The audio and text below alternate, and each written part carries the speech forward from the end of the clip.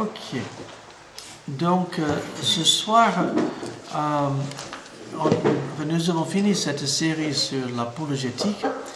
Et ce soir, on va parler d'un sujet un peu doctrinal qui fait beaucoup de dégâts, beaucoup de divisions dans les églises, dans le christianisme. Nous allons parler de ce qu'on appelle le parler en langue. Savoir ce que la Bible en parle.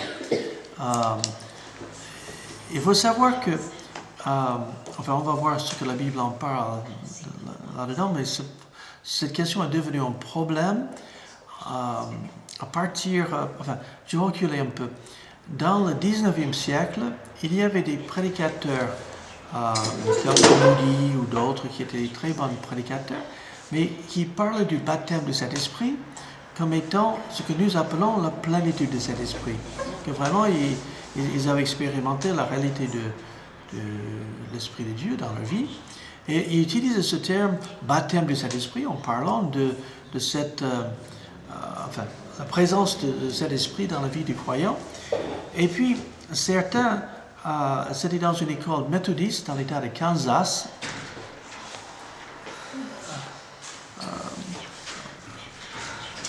Bonsoir. Ça va. Voilà.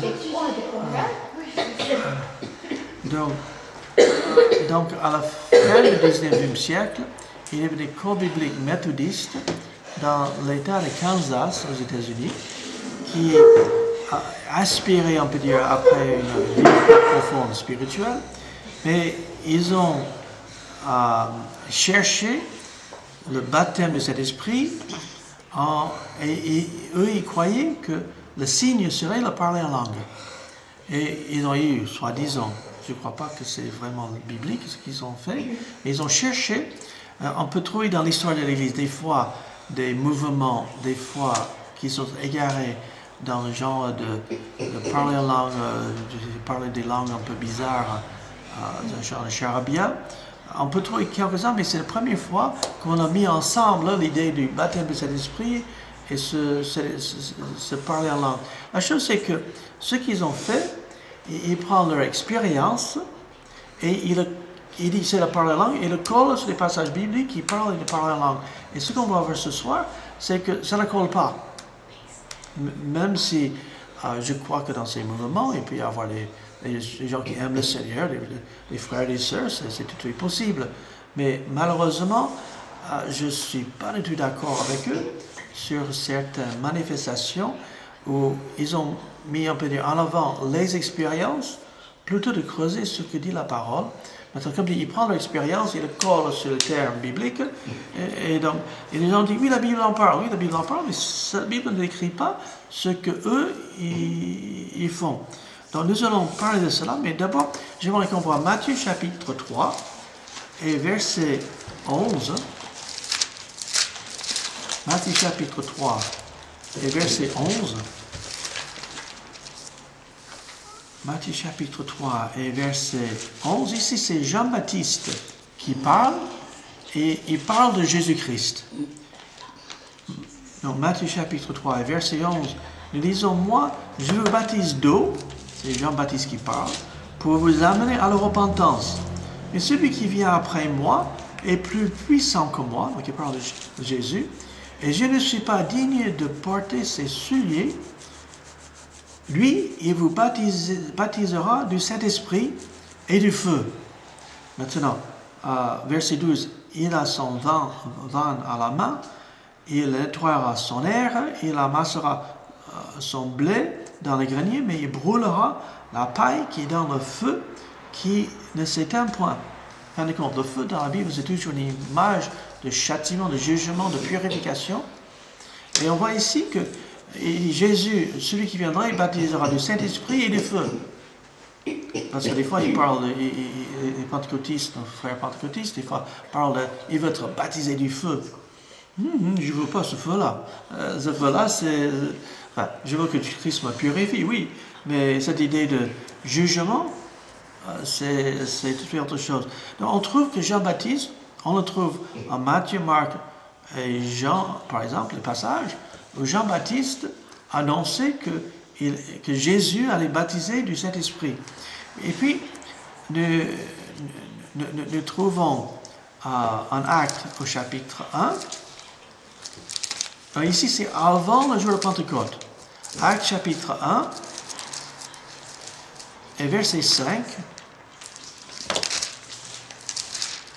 Actes chapitre 1 et verset 5. Et encore, c'est avant que Jésus est monté au ciel, avant qu'il le jour de Pentecôte. Isabelle, tu veux lire le verset 5, Actes chapitre 1, verset 5, s'il te plaît? Car Jean a baptisé d'eau, mais vous, dans peu de jours, vous serez baptisés du Saint-Esprit. Donc, Jésus-Christ, il annonçait que ce baptême du Saint-Esprit allait venir. Mais qu'est-ce que c'est, ce baptême du Saint-Esprit? À quoi ça sert? Cherchons en Corinthiens, au chapitre 12, en Corinthiens, chapitre 12 et verset 13. C'est le seul verset dans la Bible qui nous explique ce que c'est le baptême du Saint-Esprit. Et ceci va nous aider à comprendre. Donc, en Corinthiens chapitre 12 et verset 13, je devais demander à Julie de nous lire ce verset. En Corinthiens chapitre 12 et verset 13.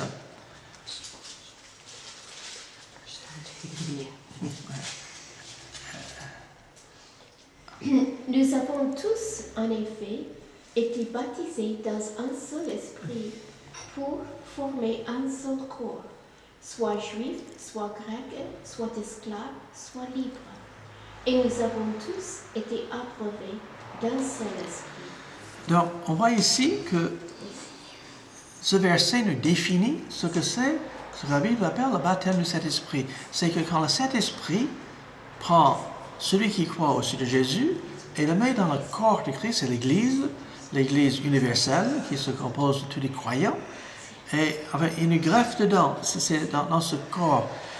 Et chacun avec les dons, les capacités, avec nos personnalités, ce que Dieu va faire avec nous, on forme un corps qui est l'Église de Jésus-Christ. Christ est la tête et nous sommes le corps. Mais on voit que le baptême du Saint-Esprit, ce n'est pas une expérience en particulier, c'est le fait que le Saint-Esprit nous place dans notre place, dans ce corps qui est l'Église. Et donc, ici, on comprend, avant le jour de Pentecôte, avant la naissance de l'Église qui est née le jour de Pentecôte, on trouve que Jean-Baptiste dit, Jésus allait baptiser du Saint-Esprit. Jésus-Christ lui dit, en parlant des apôtres, dans peu de jours, vous serez baptisés du Saint-Esprit. Autrement dit, le corps de Christ allait naître dans peu de jours. Maintenant, ici, nous trouvons, on va revenir sur ce passage tout à l'heure, mais ici, en parlant de croyants qui se trouvent à Corinthe, il dit, nous avons tous, en effet, été baptisés dans un seul esprit. En fin de compte, tous les vrais croyants, on est baptisé de cet esprit dans le sens où on est greffé dans ce corps qui est l'Église. Et Jésus annonce que ça allait venir le jour de Pentecôte. Maintenant, la Bible parle aussi de la plénitude de cet esprit, qui est autre chose que le baptême de cet esprit. On peut voir Éphésiens chapitre 5. Éphésiens chapitre 5 et verset 18. Éphésiens chapitre 5 et verset 18. Je demande à Jacqueline de le lire dès qu'elle le trouve. Éphésiens chapitre 5 et verset 18. Donc, parce que pour voir ce que dit la Bible là-dessus, parce que les hommes, ils peuvent dire n'importe quoi, mais il faut prendre. Éphésiens chapitre 5 et verset 18. Ne vous enivrez pas de vin, c'est de la débauche. Soyez au contraire remplis de l'esprit. Donc ici, l'apôtre Paul, il dit aux croyants, soyez remplis de cet esprit. Il fait un parallèle avec être ivre de vin. Celui qui est ivre de vin, le vin le contrôle. Et ça change sa personnalité. Et c'est certain, l'ivresse, c'est une mauvaise chose. C'est jamais une bonne chose. Mais d'être rempli de l'esprit, on peut dire, c'est aussi laisser le Saint-Esprit agir dans notre cœur et nous diriger, nous aider. Des fois, nous sommes dans une conversation avec quelqu'un, on va parler du Seigneur, et le Seigneur nous donne juste les paroles qu'il faut. Oui, c'est l'œuvre de cet esprit, celui qui est rempli de l'esprit. Et on trouve dans pas mal de passages bibliques qu'ils ont été remplis de l'esprit. Mais c'est autre chose que le baptême de cet esprit. Maintenant, Romains chapitre 8. Romains au chapitre 8. Romains au chapitre 8.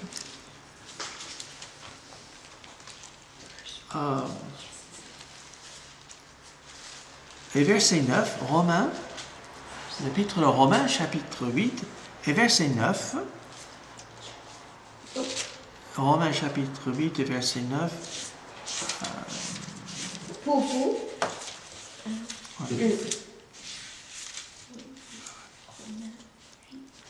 Et verset 9. Tu veux lire ça? pour vous, vous ne vivez pas selon la chair, mais selon l'esprit, si du moins l'esprit de Dieu habite en vous. Si quelqu'un n'a pas l'esprit de Christ, il ne lui appartient pas.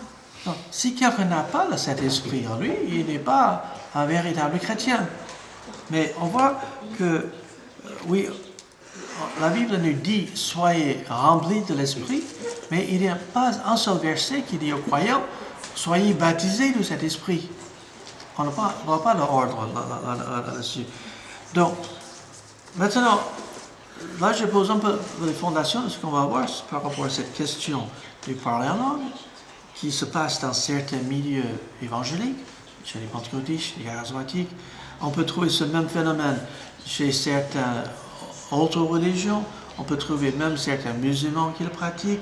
On peut le trouver chez les catholiques. On peut le trouver chez certains animistes qui pratiquent le même phénomène. Donc, ce phénomène en lui-même, quand on parle de parler en langue, aujourd'hui dans le monde, qui n'est pas conforme au parler en langue biblique, c'est un phénomène, on peut dire, quelqu'un ouvre la bouche, les gens de charabia sortent de leur bouche, et c'est quelque chose qui peut être facilement imité, et il peut y avoir des gens, je pense qu'il y a certains états psychologiques dans lesquels on peut se mettre, et que ça devient, on peut dire, un phénomène naturel, et en fin de compte, de faire ce charabia, n'importe qui peut faire, mais le véritable parler en langue, vous ne pouvez pas faire semblant.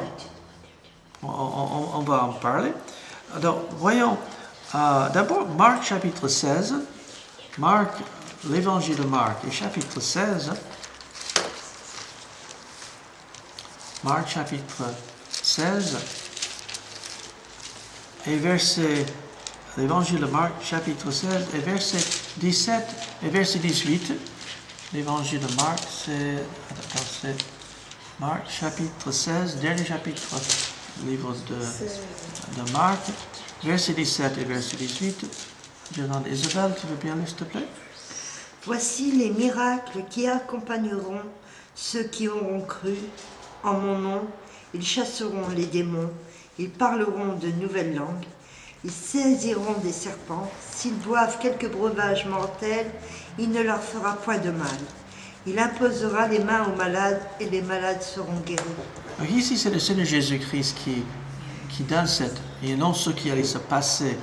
Et en fin de compte, dans le livre des Actes, au début de l'Église, Dieu avait fait certains signes qui accompagnaient ses apôtres. Et parmi ici, Jésus parle à ses disciples. Il ne parle pas forcément à tout le monde, et il parle de certains miracles. Et c'est vrai que quand on voit dans le livre des Actes, on trouve ces choses. On trouve ils ont chassé les démons, ils ont parlé d'autres langues. On voit que même l'apôtre Paul, à un moment donné, il fait un feu, et il y a un vipère qui sort, qui le pique, et il le secoue dans le feu, et tout le monde autour, celui-là est méchant, sûrement il va mourir. Et puis il n'est pas mort. En fin de compte, c'est arrivé. Donc on trouve certaines de ces choses qui c'était annoncé par Jésus, qui sont accomplies dans le livre des Actes. Quand on arrive à Actes chapitre 2, Actes au chapitre 2, ici nous avons on peut dire, question que ce qui est arrivé le jour de Pentecôte, donc la naissance de l'Église. J'ai entendu cette illustration une fois. Imaginons un instant qu'il y a un nouvel supermarché qui s'ouvre, et ils font tout un tas de publicités, puis ils ont des animations et tout cela. Oui, des fois des choses qui marquent le début, mais après quand vous revenez au même supermarché, quelques mois plus tard, il n'y a plus les animations et tout cela. En fin de compte, ce jour de Pentecôte, on va parler de ces choses, mais il y avait certains signes qui se sont manifestés ce jour-là, mais c'était exceptionnel. Parce qu'il y a la naissance de l'Église, donc les croyants allaient être greffés ensemble par le Saint-Esprit, oui, baptisés du Saint-Esprit. Mais ici, nous voyons, Actes chapitre, je vais lire le verset pour que je puisse le commenter. Le jour de la Pentecôte, ils étaient tous ensemble dans le même lieu. Donc, tous les apôtres, les disciples, ils étaient sur le 120 qui étaient dans une chambre haute. Tout d'un coup, il vint du ciel un bruit comme celui d'un vent impétueux. Premier signe qui s'est passé, il y avait un vent impétueux. Il remplit toute la maison où ils étaient assis. Donc, la prochaine fois que quelqu'un vous parle de l'expérience de parler en langue, il dit c'est comme le jour de Pentecôte, demandez-leur s'ils ont entendu, s'il y a eu un grand vent qui a soufflé, qui a bouleversé la pièce. Principe, je n'ai jamais entendu quelqu'un m'a dit, oui, c'est ce qui est arrivé, sauf le jour de Pentecôte. Verset 3. Des langues semblables à des langues de feu leur apparurent, séparées les uns des autres, et se posèrent sur chacun d'eux. Donc il y avait une langue de feu, une flamme qui est descendue, qui posait sur chacun des personnes présentes. Encore, demandez à ceux qui disent qu'ils parlent en langue comme le jour de Pentecôte, est-ce qu'ils ont vu des flammes qui ont descendu sur leur tête? Et ils ne vont pas pouvoir dire oui, parce que ils furent tous remplis du Saint-Esprit, ça c'est une bonne chose. Ils se mirent à parler en d'autres langues, selon que l'Esprit leur donnait à s'exprimer. Quand on se parlait dans d'autres langues, mais qu'est-ce que c'est ces langues? Est-ce que c'est un charabia ou est-ce que c'est une langue qui existe? Verset 5. Or, il y avait en séjour à Jérusalem des Juifs impieux de toutes les nations qui sont sur le ciel. Au bruit qui a eu lieu, la multitude accourut et elle fut confondue parce que chacun entendait parler dans sa propre langue. Ça, c'est un miracle. Voilà. Toi, tu parles Douala? Moi, je suis allé à Douala une fois, j'ai entendu, mais j'ai rien compris. Quand il parlait français, je les comprenais. Et quand il parlait Douala, je ne comprenais pas. Mais imagine un instant que j'ai commencé à parler de Douala parfaitement. Et là, c'est ta langue maternelle. Toi, tu entends. Ça, c'est un miracle. Je ne peux pas imiter ou faire semblant. Il y a eu ce scandale ces jours-ci avec les obsèques de Mandela en Afrique du Sud. Il y avait un gars qui prétendait interpréter les signes, les sourds. Enfin, il faisait semblant, il ne connaissait rien. Les sourds disent, il ne fait rien. Il pensait qu'il pouvait faire. On le voit bouger les bras, et là, je ne sais pas quoi. Mais ça voulait dire zéro. Et ce gars, il a des problèmes là maintenant parce que c'est un fraude. Il a menti. Il disait qu'il connaissait l'anglais, c'est sourd, donc on l'a mis pour interpréter le nombre de dignitaires qui étaient là. Et les sourds, ça c'est rien. Les sourds, ils le voient, ils comprennent bien. C'est rien. C'est comme si je fais blablabla, et ça c'est le doigt là, tu vas dire, il est fou. Parce que le doigt là, je ne connais pas. Mais si Dieu me donnait de parler le doigt là, et toi, ta langue maternelle, tu l'entends, ça c'est un miracle. Un miracle. Que je ne peux pas faire semblant. Je ne peux pas imiter. Je ne peux pas me forcer. Je peux mettre ton cerveau dans un point mort et laisser sortir des sons et en faire quelque chose de semblant. Mais voyons la suite de ce passage. Verset 7. Ils étaient tous dans l'étonnement et la surprise. Ils se disaient les uns aux autres, voici ces gens qui parlent, ne sont-ils pas tous galiléens? Donc, oui, ils parlaient des Galiléens, sûrement araméens. Et comment les entendons-nous dans notre propre langue à chacun, dans notre langue maternelle? Parthes, Mèdes, Élamites, ceux qui habitent la Mésopotamie, la Judée, la Cappadoce, le Pont, l'Asie, la Phrygie, la Pamphylie, l'Égypte, le territoire de la Libye voisine de Cyrène, et ceux qui sont venus de Rome, juifs et prosélytes. crétois et arabes, comment les entendons-nous parler dans nos langues les merveilles de Dieu? Et ils étaient tous dans l'étonnement et ne sachant que penser, ils se disaient les uns aux autres, que veut dire ceci? Mais d'autres se moquaient et disent, ils sont pleins de vin doux, ils sont fous. Mais on voit ici que cette manifestation du jour de Pentecôte, c'était un miracle par lequel les disciples ont parlé les langues des personnes qui étaient là, ils ont entendu dans leur langue maternelle. Et comme tu dis, ça serait un miracle. Ce n'est pas autre chose. C'est surnaturel. Maintenant, mais pourquoi ce jour-là, Dieu aurait donné le parler en langue à ce moment-là? Voyons, à 1 Corinthiens, chapitre 14, on va revenir plus tard aussi à 1 Corinthiens 14, mais j'aimerais faire relever tout de suite 1 Corinthiens, chapitre 14, et versets 20 et 22.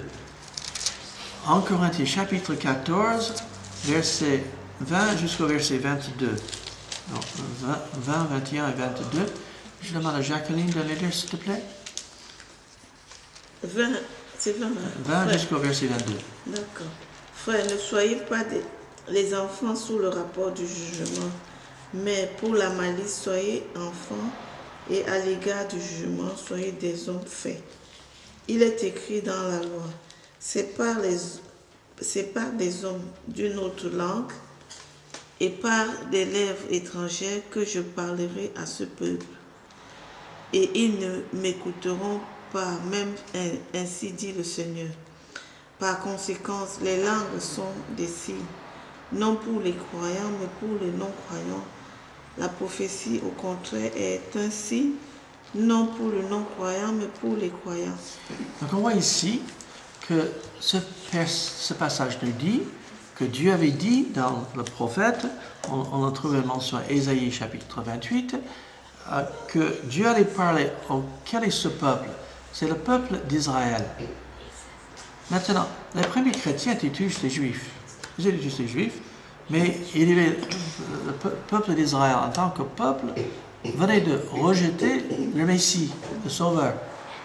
Et comme signe de jugement que Dieu a fait, il a parlé à ce peuple le jour de Pentecôte. Rappelons-nous, il y avait des Juifs qui sont venus de partout, qui ont entendu dans leur langue maternelle, dans des langues autres que l'hébreu, ou même l'araméen qui ressemble très proche à l'hébreu. Et on découvre ici que le parler en langue, c'est un signe, pas pour les croyants. Verset 22. Par contre, ces langues sont un signe non pour les croyants. Ce n'est pas pour dire aux croyants, vous êtes baptisés de cet esprit. Mais pour les non-croyants. Mais qui sont non-croyants? Les non-croyants juifs, qui sont ce peuple dont les prophètes ont parlé, ce peuple, parce que jusque-là, Dieu avait donné au peuple d'Israël le message de Dieu. Et c'était le peuple d'Israël qui nous a donné la Bible. Et les prophètes de l'Ancien Testament que Dieu avait suscités, c'était tous les Juifs. Ils parlaient hébreu. Et maintenant, Dieu allait donner le message de l'Évangile, pas juste aux Israël, mais au monde entier, d'Église qui se compose de gens de toutes les langues, de tous les peuples, de toutes les races, de toutes les cultures. Cette Église merveilleuse. Et en fait, c'est un signe que maintenant, Dieu allait agir par les païens. Les païens, les non-juifs, on peut dire. Et en Romains, il y a un passage qui dit, oui, un jour, de nouveau, Dieu va agir avec Israël. C'est un autre sujet, je ne vais pas entamer ça ce soir. Mais ce que je veux dire, Dieu, le jour de Pentecôte, la naissance de l'Église, à partir de ce moment-là, le message de Dieu, c'est plus Israël qui le porte au monde, mais c'est l'Église. Et donc, pourquoi le parler en langue? Il y avait une raison particulière à un moment donné dans l'histoire. C'est un peu comme l'ouverture de ce centre commercial, je ne sais pas quoi, qui aurait fait toute une animation le jour de l'ouverture, mais qu'après, on ne trouve pas. Maintenant, on trouve quelques autres mentions dans le livre des Actes du parler en langue. Voyons Actes chapitre 8. Actes au chapitre 8, versets 14 à 18. Actes au chapitre 8, versets 14 à 18. Je vais demander à Julie de lire, s'il te plaît. 14 à combien? À 18, s'il te plaît. Les apôtres qui étaient à Jérusalem, ayant appris que la Samarie avait reçu la parole de Dieu, y envoyèrent Pierre et Jean. Ceux-ci, arrivés chez les Samaritains, prièrent pour eux, afin qu'ils reçussent le Saint-Esprit, car il n'était encore descendu sur aucun d'eux. Ils avaient seulement été baptisés au nom de Jésus, du Seigneur Jésus. Alors Pierre et Jean leur imposèrent les mains et ils reçurent le Saint-Esprit. Lorsque Simon vit que le Saint-Esprit était donné par l'imposition des mains des apôtres, il leur offrit l'argent en disant pour moi aussi c'est pour toi. On va s'arrêter là. Maintenant, ici, c'est les Samaritains qui étaient un peuple qui, comprenons qui étaient les Samaritains. À un moment donné, on avait déporté tous les Juifs ailleurs, par les Babyloniens, et ils amenaient d'autres peuples dans le pays d'Israël pour l'occuper. C'est une façon de dominer. Autrefois, on dispersait les peuples, on les mélangeait pour qu'ils ne forment pas un groupe qui peut se faire la guerre contre ceux qui les dominaient. Et donc, les Samaritains étaient ceux qui sont venus en Samarie. Ils avaient à un moment adopté certains aspects de la croyance juive parce qu'ils avaient fait venir les Lévites pour les enseigner la loi de Moïse, mais ils avaient fait un mélange. Et les Juifs et les Samaritains, on peut dire, ils ne s'entendaient pas. Mais les Juifs, on peut dire, et les Samaritains, ils avaient des similitudes dans leur croyance, mais ce n'était pas tout à fait ça. Et donc, de ce fait, ici, il est question des Samaritains qui ont reçu la parole de Jésus-Christ, le message de l'Évangile, et il est question de Pierre et Jean qui sont venus, ils ont reçu le Saint-Esprit. Ici, ça ne dit pas qu'ils ont parlé en langue. Ça ne dit pas. Non, on ne sait pas s'ils ont parlé en langue, mais ça ne dit pas. Mais on voit que les Juifs avaient reçu, le jour de Pentecôte, c'était des Juifs. Ici, c'est les Samaritains. Et puis on arrive à Actes chapitre 10. Actes chapitre 10, verset 44 et verset jusqu'à 46. Donc, Actes chapitre 10, verset 44 jusqu'au verset 46. C'est quoi? Actes chapitre 10, verset 44 jusqu'au verset 46. Isabelle, s'il te plaît. Comme Pierre prononçait encore ces mots, le Saint-Esprit descendit sur tous ceux qui écoutaient la parole. Tous les fidèles circoncis qui étaient venus avec Pierre furent étonnés de ce que le don du Saint-Esprit était aussi répandu sur les païens, car ils les entendaient parler en langue et glorifier Dieu. Alors, voilà, donc on va s'arrêter là. Donc on voit ici c'est question des non-juifs qui ont aussi reçu le message de l'Évangile, aussi se sont convertis. Et ici, il est question, ils ont reçu le Saint-Esprit et aussi ils ont parlé en langue. Maintenant, il faut comprendre, pour un juif, de croire qu'un non-juif pouvait recevoir le Messie, c'était difficile à avaler, on peut dire, pour eux.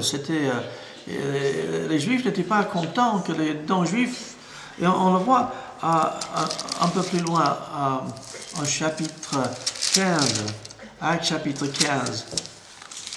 Et les conseils de Jérusalem, on va discuter de cette question par rapport aux païens. Et versets 7 et 8, donc Actes chapitre 15, versets 7 à 8. Donc, je vais demander à... C'est à qui de lire là? C'est à Jacqueline? oui, Dans Actes chapitre 15, versets 7 et 8, s'il te plaît. Une grande discussion étant engagée, Pierre se leva et leur dit: Hommes frères, vous savez que dès longtemps Dieu a fait un choix parmi vous, afin que par ma bouche les païens entendissent les paroles de l'Évangile et qu'ils crurent. Et Dieu, qui connaît les cœurs, leur a rendu témoignage en leur donnant le Saint-Esprit comme à nous. Donc, ils ont dit, voilà, la même expérience que nous avons eu le jour de Pentecôte, les païens ont eu quand ils ont reçu Jésus. Et donc, c'était un argument, on peut dire, pour convaincre les Juifs, les chrétiens juifs à Jérusalem, d'accepter que les païens soient aussi des frères et sœurs dans la foi en Jésus-Christ. On trouve un autre exemple en Actes chapitre 19. Actes chapitre 19, versets 1 à 6, peut-être que je vais le lire. Actes chapitre 19, versets 1 à 6. Actes chapitre 19, versets 1 à 6.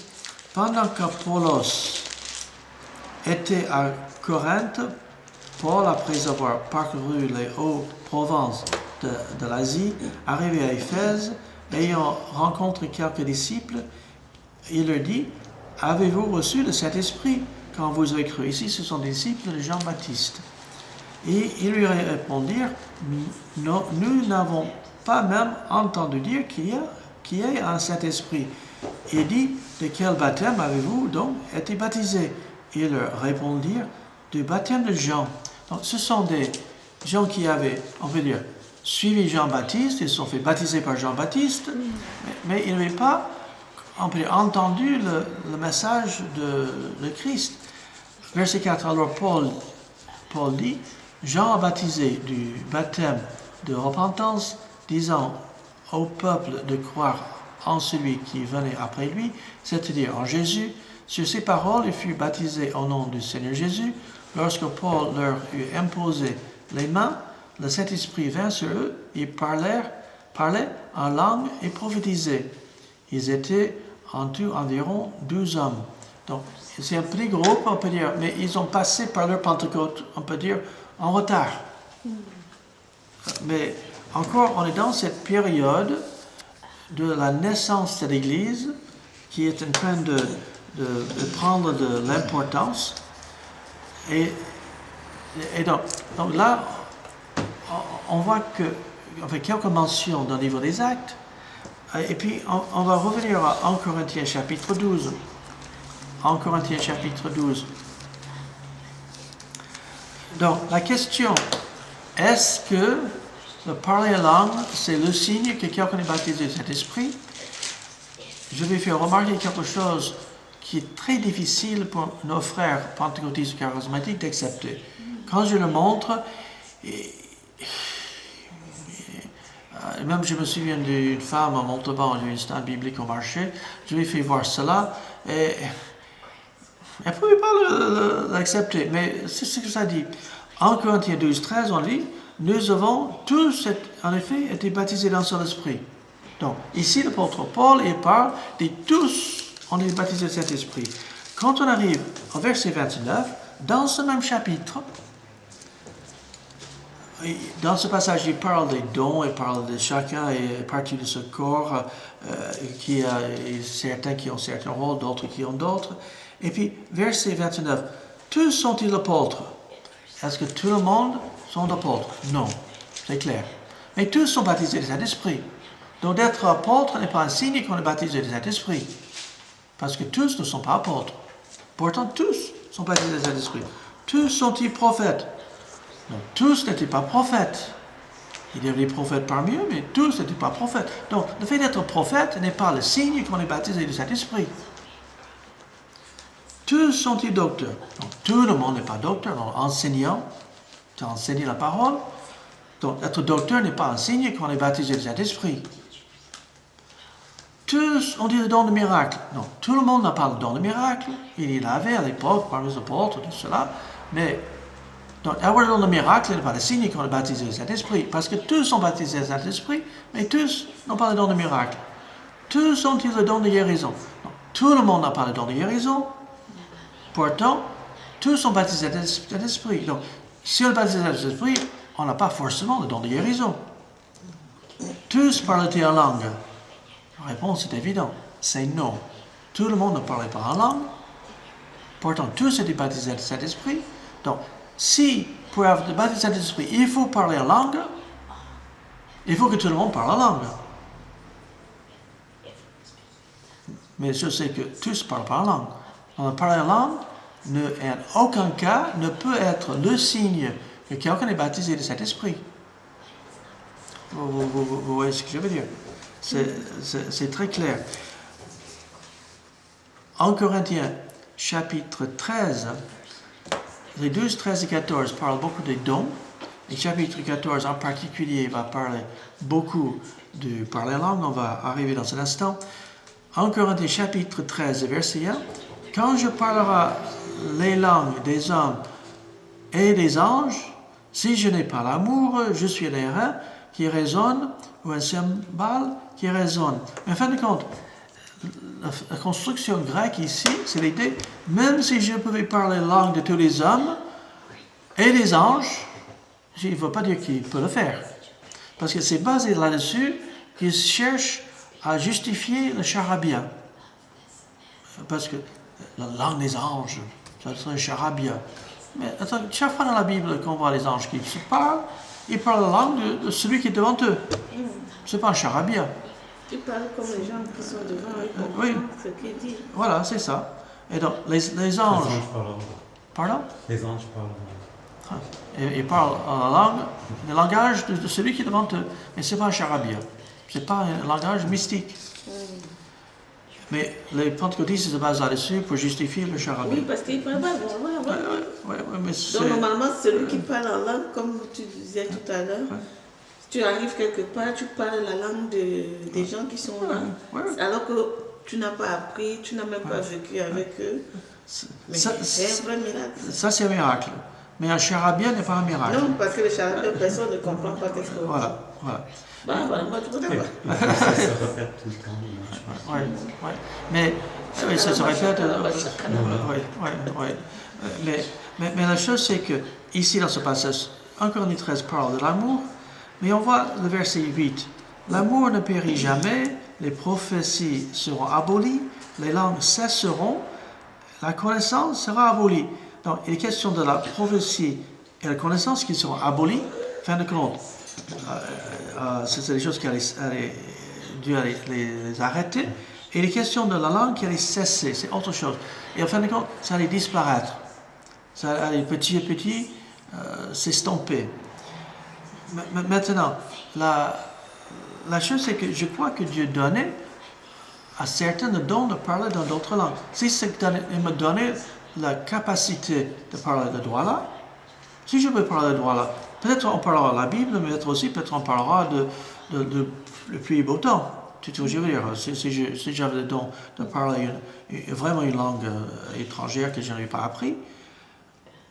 Maintenant, on voit verset 9, car nous connaissons en partie, les prophétisons en partie. Donc, la connaissance et la prophétie, c'est quelque chose par rapport à de connaître la volonté de Dieu. Mais quand ce qui est parfait sera venu, ce qui est partiel sera aboli. Maintenant, ici, ce qui est parfait, dans le grec, c'est en neutre. C'est important. Lorsque j'étais enfant, je parlais comme un enfant, je pensais comme un enfant, je raisonnais comme un enfant. Lorsque je serai devenu homme, j'ai fait disparaître ce qui était de l'enfant. Ce qui est de l'enfance de l'Église, cette chose allait disparaître. Enfin, mais ce qui est parfait, on continue, verset 12. Aujourd'hui, nous voyons au moyen d'un miroir d'une manière obscure. Mais alors, nous verrons face à face. Aujourd'hui, je connais en partie, mais alors je connaîtrai comme j'étais connu. La chose, c'est que le Nouveau Testament n'était pas encore achevé. Ce n'est pas encore écrit. Et en fin de compte, le livre de Jacques nous dit que la Bible, c'est comme un miroir. Jacques chapitre 1, verset 23. Et qu'on doit regarder dedans. En Apocalypse chapitre 22, on voit que la révélation du Nouveau Testament a été achevée. Et en fin de compte, quand on arrive à la fin du premier siècle, on n'en parle plus de parler en langue. On n'en parle plus. Les choses de l'enfance, je pense que ceux à qui Dieu avait donné le don de parler des langues étrangères, une fois qu'il avait donné, ils pouvaient parler ces langues, mais petit à petit, ils sont morts, ils ont disparu, et ils n'ont pas donné aux générations suivantes. Ça a cessé, on peut dire. Et en fin de compte, maintenant, verset 13. Maintenant, donc, ces trois choses demeurent, ce qui va demeurer pour toute la période de l'Église. La foi, l'espérance et l'amour. Mais la plus grande de ces choses, c'est l'amour. L'espérance. L'espérance va disparaître à quel moment? Quand nous serons avec le Seigneur, on ne vivra plus en espérance. Ça serait accompli. Il est question de la foi. Nous marchons par la foi parce que nous ne voyons pas le Seigneur. Mais le jour qu'on sera au ciel, nous allons être dans sa présence. Ce n'est plus la foi. Mais l'amour serait pour toujours. C'est éternel.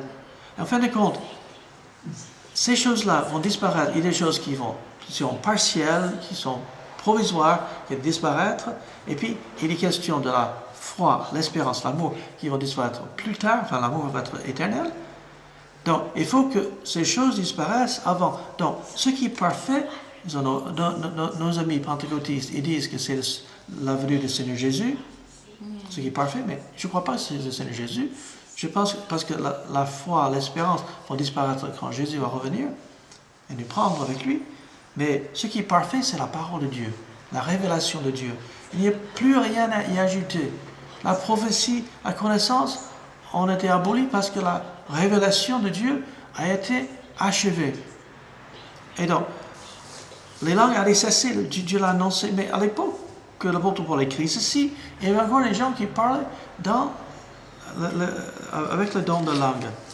Et là, on va entamer le chapitre 14, et je vais essayer de... Je vais le lire et le commenter.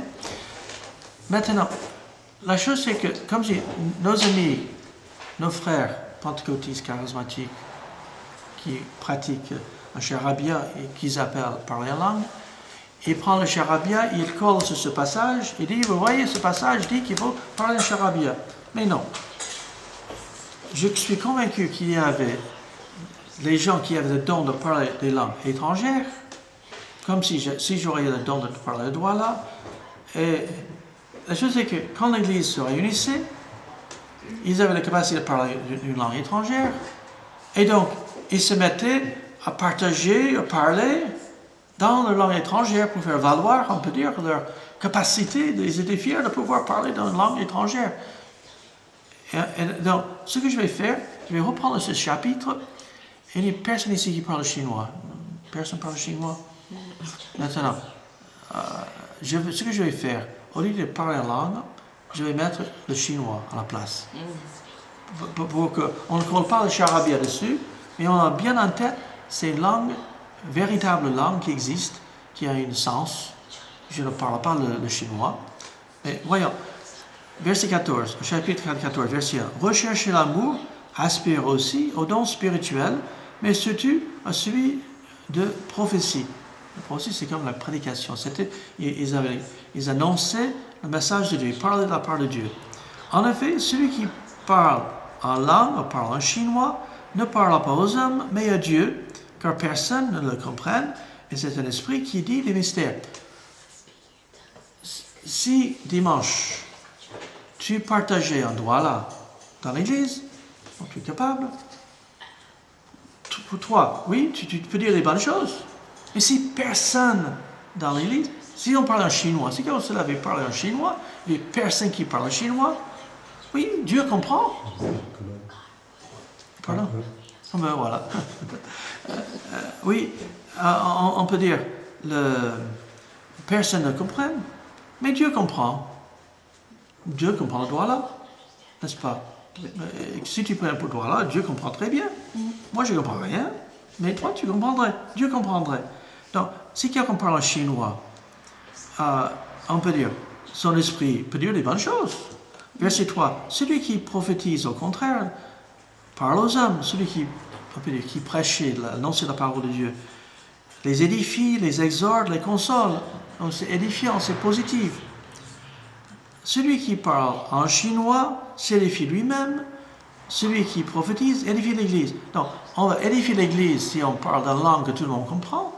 Et si on parle dans une langue que personne ne comprend, oui, soi-même on peut être édifié, mais l'Église ne sera pas édifiée.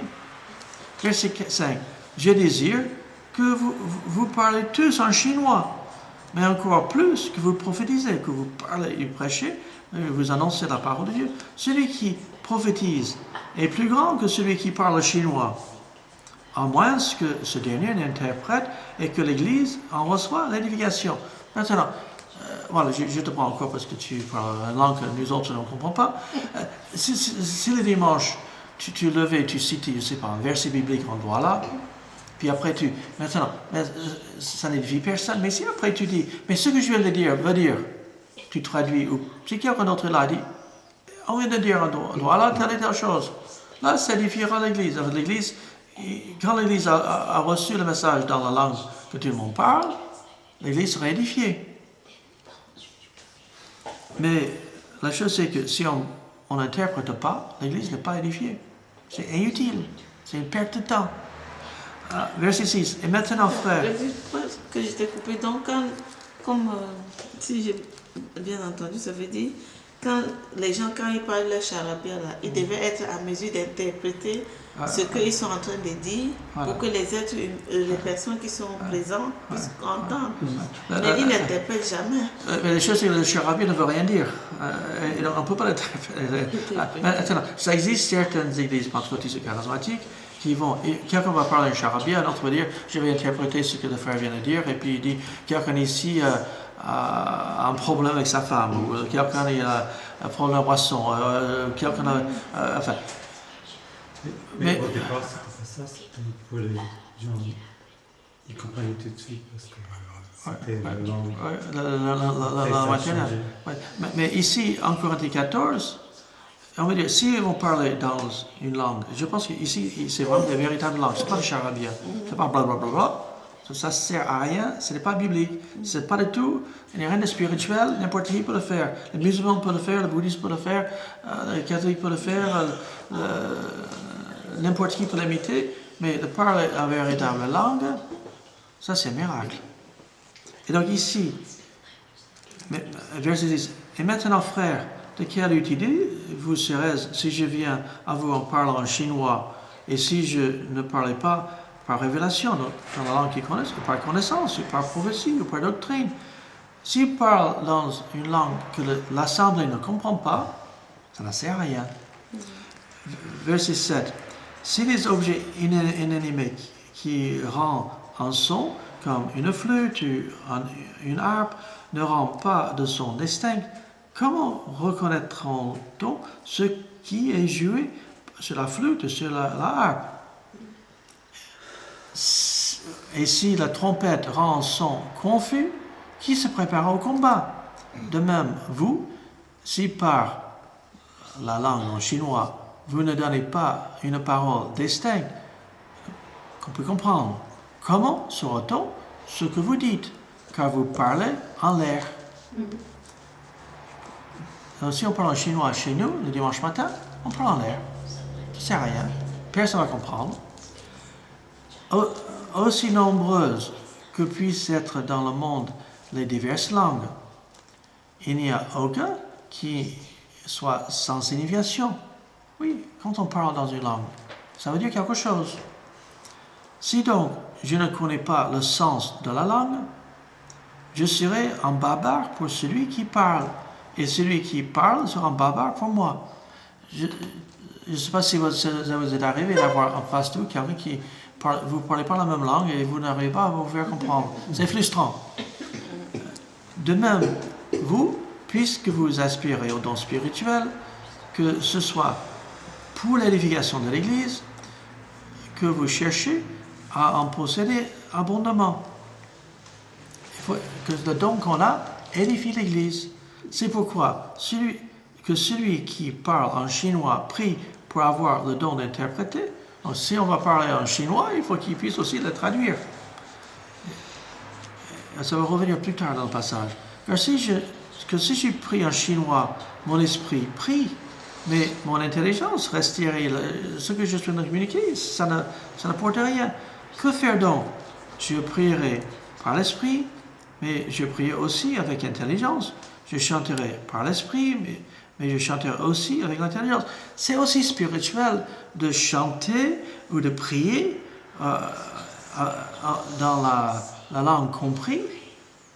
Ce n'est pas plus spirituel si on fait ces choses dans une langue étrangère.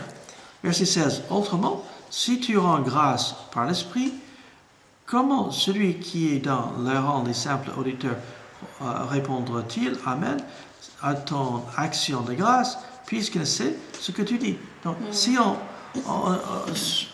peut avoir de bonnes choses à dire dans une langue étrangère. Mais si ce n'est pas compris, il ne peut pas dire Amen. Tu rends, il est vrai, d'excellentes actions de grâce, mais l'autre n'est pas édifié. Je rends grâce à Dieu de ce que je parle en chinois plus que vous tous. Mais dans l'Église, j'aime mieux dire 5 paroles avec mon intelligence afin d'instruire aussi à des autres que 10 000 paroles en chinois. On peut parler beaucoup dans une langue étrangère. Si personne comprend... Apparemment, ils ne lisent pas ce passage. Pardon? Ils ne lisent pas ce passage. Je ne sais pas s'ils font, mais ils ne prennent pas ce passage. Pour moi, ce passage, ça élimine 99% de ce qui se passe chez eux. Il dit qu'ils le connaissent. Verset 20 à 22, on a lu que voilà, c'est un signe de jugement pour ce peuple. On va sauter au verset 23 parce qu'on a lu tout à l'heure. Verset 23. Si donc, dans une assemblée de l'Église entière, tous parlent en chinois et qu'il entre un simple auditeur ou un non-croyant, ne diront-ils pas que vous êtes fous? Imagine un instant qu'on est en train de parler en chinois ici, et quelqu'un parle en chinois, et quelqu'un dans la rue, il entre. Il ne comprend rien. Vous êtes fous? Mais si tous prophétisent et qu'il entre un non-croyant ou un simple auditeur, il est convaincu par tous, il est jugé par tous. Si on est en train de prêcher dans la langue comprise, prophétiser, annoncer la parole dans une langue comprise, quelqu'un qui entre, le Saint-Esprit touche son cœur, il est convaincu, il se convertit et ainsi de suite. Merci Seigneur, c'est positif. Mais s'il ne comprend pas, il ne va pas se convertir, il ne va pas être touché. Verset 25. Les secrets de son cœur sont dévoilés de telle sorte que tombant sur sa face, il adore Dieu et publierait que Dieu est réellement au milieu de vous.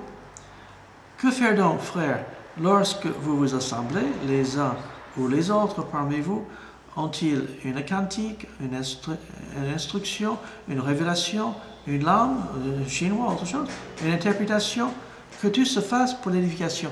Quoi qu'on fasse, que ce soit quelque chose qui va édifier l'Église, va faire avancer l'Église.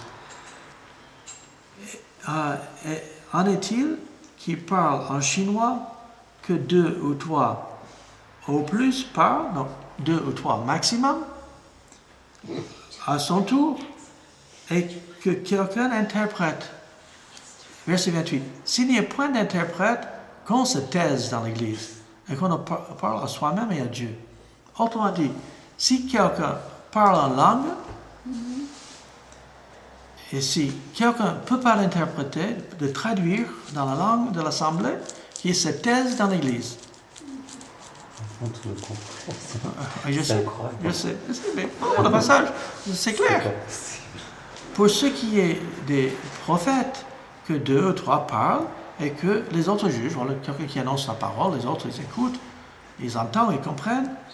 Et si un autre qui est assis a une révélation, que le premier se taise. Voilà, question de si Dieu lui montre quelque chose. Car vous pouvez tous prophétiser successivement afin que tous soient instruits et que tous soient exhortés. Quelque chose de positif quand la parole est annoncée, la parole de Dieu est annoncée. Les esprits des prophètes sont soumis aux prophètes, ce n'est pas la pagaille. On doit avoir la maîtrise de soi, c'est une des fruits de l'esprit, maîtrise de soi, car Dieu n'est pas un Dieu de désordre, mais de paix. Et dans ces réunions-là, c'est souvent le désordre. Désordre. Anti-biblique. Comme dans toutes les églises des saints, que les femmes se taisent dans les assemblées, car il ne leur est pas permis d'y parler, mais qu'elles soient soumises, comme le dit aussi la loi. Je ne crois pas aux femmes pasteurs, femmes prédicateurs. Ici, il est question que voilà, les femmes ne doivent pas prendre la parole. Ici, il est question de prédication, d'annoncer la parole. Ce n'est pas aux femmes d'avoir le rôle d'enseigner dans l'Église. Une femme peut enseigner une femme ou enseigner des enfants, mais ce n'est pas la place. Je suis contre les femmes pasteurs. Je ne crois pas que c'est biblique. Si elle veut s'instruire sur quelque chose qui interroge leur mari à la maison, car il est malséant à une femme de parler dans l'église. Est-ce que chez vous que la parole de Dieu est sortie? Est-ce que vous seul qu'elle est parvenue? Si quelqu'un croit être prophète ou spirituel, qu'il reconnaisse que ce que je vous écris est un commandement du Seigneur. Ce qu'on vient de voir dans ce passage, c'est quand Dieu le veut, pas autrement. Et si quelqu'un ignore qu'il ignore, il y a plein qui ignorent. Ainsi donc, frères, aspirez au don de prophétie et n'empêchez pas de parler la langue. Il y a des gens qui ont la capacité de parler la langue, c'est pas qu'il dit qu'il ne faut pas le faire, mais il faut le faire traduire, il faut le faire dans la langue de... Pardon? Comment ça se fait?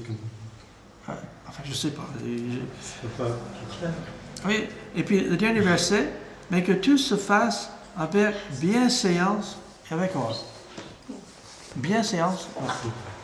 Donc, quand on voit ce qui se passe dans certains milieux.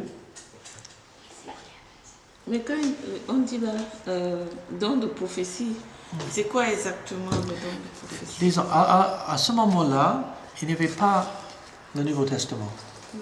Et donc Dieu donnait à certains, on peut dire, et révélait à eux d'être des porte-parole de Dieu, le prophète, porte-parole de Dieu.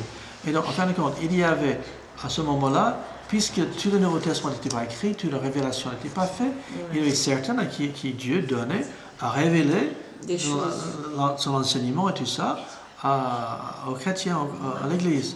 Et c'était ça le don de prophétie. Aujourd'hui, on a la prédication, l'enseignement, mais c'est plus le don de prophétie tel que était à l'époque, parce qu'aujourd'hui, c'est écrit.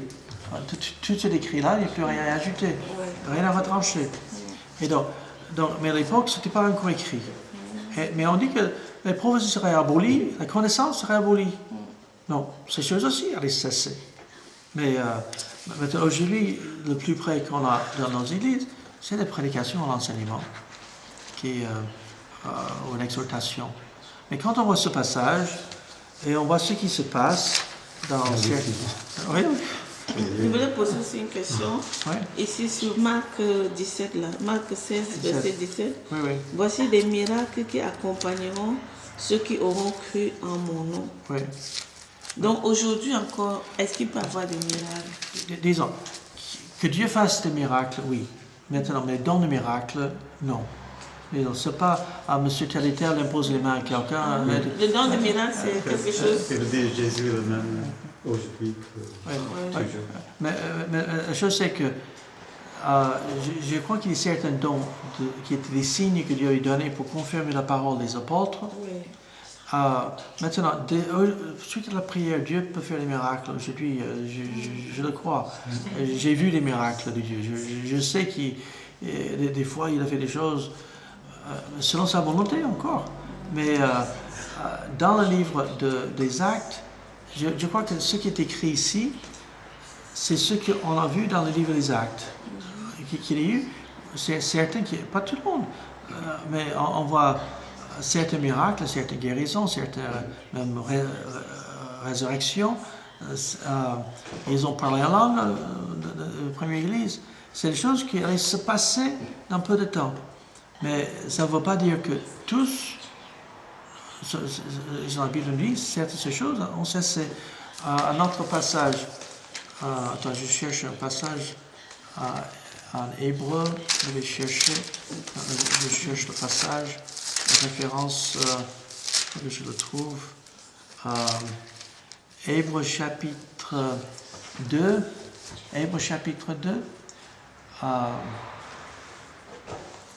verset 3. Comment échapperons-nous en négligeant un si grand salut? Le salut annoncé d'abord par le Seigneur nous a été confirmé par ceux qui l'ont entendu, donc les apôtres. Dieu appuyant leur témoignage par les signes, des prodiges, des divers miracles et par le don de cet esprit distribué selon sa volonté. Donc, on voit ici dans ce passage qu'il y a, on peut dire, Dieu appuie le témoignage des apôtres dans l'Église primitive, dans l'Église au départ. C'était quelque chose qui était, on peut dire, pour un moment donné dans l'histoire. Un autre petit détail, pour t'aider à comprendre. Quand tu lis la Bible, Genèse jusqu'à Apocalypse, on trouve certaines périodes critiques dans lesquelles Dieu a fait les signes des miracles. On trouve avec Moïse et Josué. Ce qui était avant, Joseph par exemple, oui, Dieu parlait, il révélait des choses, mais il ne faisait pas de miracles. Abraham, aucune mention d'Abraham aurait fait un miracle. Oui, Dieu a donné un enfant à un couple vieil, âgé, oui, c'est un miracle, mais ce n'est pas Abraham qui a... Dieu fait un miracle, oui. Mais ce n'est pas Abraham qui... Dieu n'a pas utilisé Abraham pour faire quelque chose. On voit avec Moïse et Josué une période, et après, on trouve toute une période de l'histoire, il y avait des rois. David n'a jamais fait de miracle, le roi David. Salomon, le roi Salomon n'a jamais... Dieu ne fait pas des signes miraculeux. Mais on trouve Élie et Élisée, une autre période critique, où il y a eu des miracles. Élie et Élisée, Dieu a fait des miracles par eux. Qu'est-ce qui était des critiques? Avec Moïse et Josué, il y avait la sortie d'Égypte et la loi. Avec Élie et Élisée, c'était un moment, on peut dire, de jugement par rapport à Israël qui allait être pourchassé par la suite. Et une question d'apostasie et tout cela, qui était très fort, que Dieu utilisait Élie et Élisée, ces prophètes en particulier. On trouve d'autres prophètes qui ont, oui, on annoncé la parole de Dieu, mais qui mentionnent de miracles. Et puis on trouve avec Jésus et les apôtres une période de miracles. Mais quand tu vois entre ces périodes, les hommes et les femmes de Dieu qui ont vécu, oui, Dieu a révélé les choses et tout cela, mais il n'y avait pas des signes, on peut dire des miracles, des signes, comme dans ces autres périodes. Et en fin de compte, chaque fois, c'est quelque chose, enfin, c'est pas la même période. Et donc aujourd'hui, oui, je crois que Dieu fait des miracles suite à la prière. Dieu, des fois, mais c'est Dieu qui le fait. C'est pas, et quand les gens qui disent qu'ils vont imposer les mains pour guérir les malades, je crois que Dieu peut guérir les malades suite à la prière.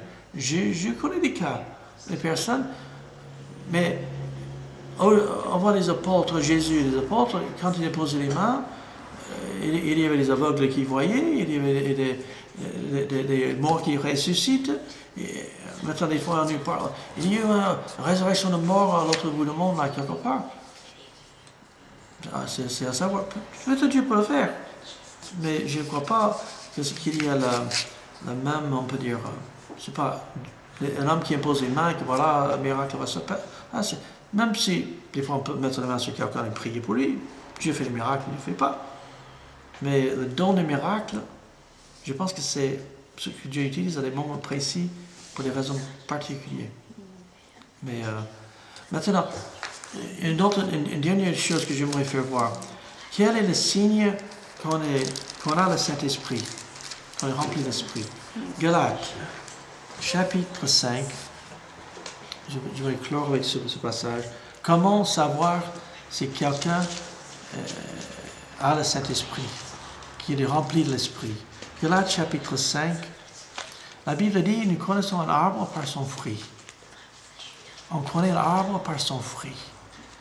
Et en Galates, au chapitre 5, nous lisons, mais le fruit de l'Esprit, c'est l'amour, la joie, la paix, la patience, la bonté, la bienveillance, la foi, la douceur, la maîtrise de soi.